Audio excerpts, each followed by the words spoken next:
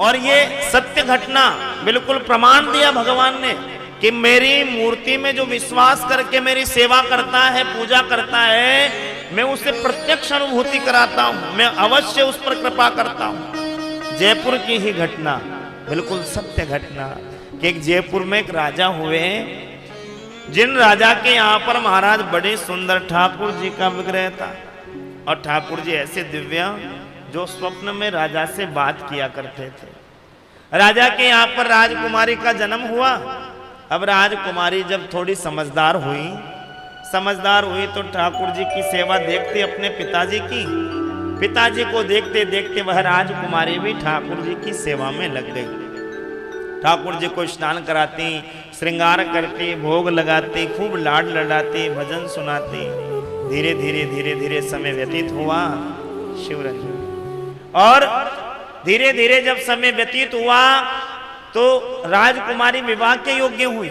और विवाह के योग्य जब राजकुमारी हुई, राजा ने महाराज राजकुमारी के विवाह की तैयारी की, संबंध पक्का किया और अपनी पुत्री के लिए हर वह वस्तु खरीदी जिस वस्तु की उसे आवश्यकता पड़ेगी। एक पिता अपनी पुत्री के लिए महाराज हर वह प्रयत्न करता है कि मेरी पुत्री सुखी रहे, मेरी पुत्री प्रसन्न रहे। आज राजा ने अपनी राजकुमारी के लिए हर वस्तु खरीदी। धीरे धीरे समय व्यतीत हुआ और महाराज विवाह के एक दिन पहले, कल विवाह होने वाला है, और आज राजा ने अपनी पुत्री से पूछा, बेटा मुझे जो अच्छा लगा मैंने तेरे लिए वह वस्तु खरीदी है, मुझे जो भी समझ में आया हर वह वस्तु मैंने तेरे लिए खरीद ली जो तुझे आवश्यकता थी। लेकिन फिर भी यदि कोई कमी रह गई हो, यदि कोई तेरी मन की कोई इच्छा हो, और भी यदि तुझे कुछ चाहिए तो बता, मैं वह भी प्रयत्न करूंगा, मैं वह भी प्रयास करूंगा तुझे देने का। राजकुमारी ने कहा, पिताजी और तो कुछ नहीं चाहिए, लेकिन जब से मैंने होश संभाला है, जब से मैं समझदार हुई हूं, तब से हमारे ठाकुर जी की सेवा करती आई हूं। कल मेरा विवाह हो जाएगा, ठाकुर जी की सेवा छूट जाएगी, मेरा मन कैसे लगेगा। इसलिए पिताजी और कुछ नहीं, आप मुझे कुछ दे या न दे, लेकिन आप मुझे ठाकुर जी दहेज में प्रदान कर दीजिए।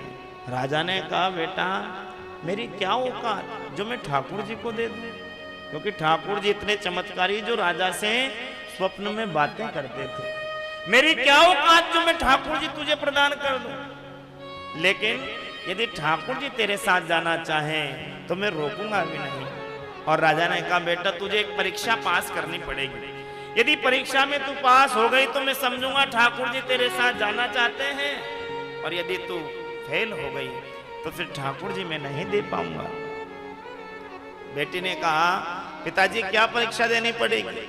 राजा ने कहा कि जैसे हमारे ठाकुर जी हैं ऐसे ही 7 मूर्तियां बनवाई जाएगी, बिल्कुल हूबहू सेम टू सेम, और उनके बीच में ठाकुर जी को रखा जाएगा। यदि तूने पहचान लिया कि हमारे वाले कौन से, तो मैं तुझे दहेज में ठाकुर जी प्रदान कर दूंगा।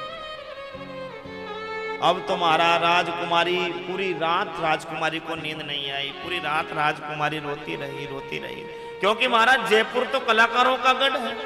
जयपुर में जैसी मूर्ति बनाई जाती है वैसी मूर्ति पूरे विश्व में कहीं पर भी नहीं बनाई जाती है।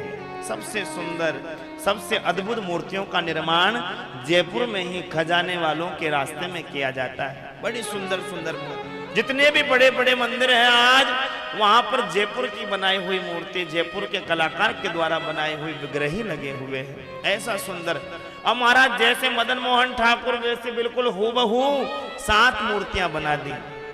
अब सारी रात राजकुमारी को नींद नहीं आई, सारी रात रोती रही, भगवान को याद करती रही। कल मैं चली जाऊंगी आपको छोड़ करके, मैं कैसे आपका सेवा करूंगी, मैं कैसे आपका भजन करूंगी, कैसे आपका श्रृंगार करूंगी। जब राजकुमारी रात्रि में रुदन कर रही थी तब ठाकुर जी राजकुमारी के पास आए। ठाकुर जी ने कहा, क्यों रो रही है। कहा कि कल मेरे जाने के बाद आपकी सेवा छूट जाएगी, इसी बात का कष्ट है, इसी बात का दुख है। भगवान ने कहा, अरे मैं तो स्वयं तेरे साथ चलना चाहता हूँ, मैं यहाँ थोड़ी रहूंगा, मैं तो तेरे साथ चलूंगा।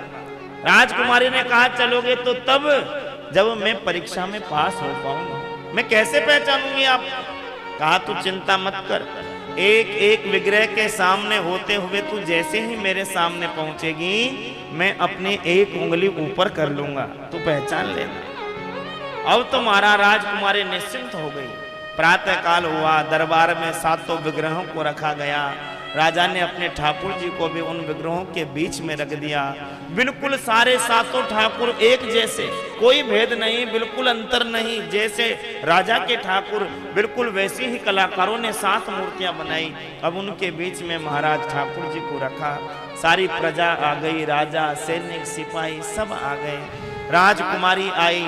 राजकुमारी एक एक करके ठाकुर जी के सामने से गुजरती हुई जैसे ही महाराज ठाकुर जी राजा के ठाकुर जी के सामने पहुंची, ठाकुर जी ने अपना हाथ उठाया और उंगली ऊपर कर दी।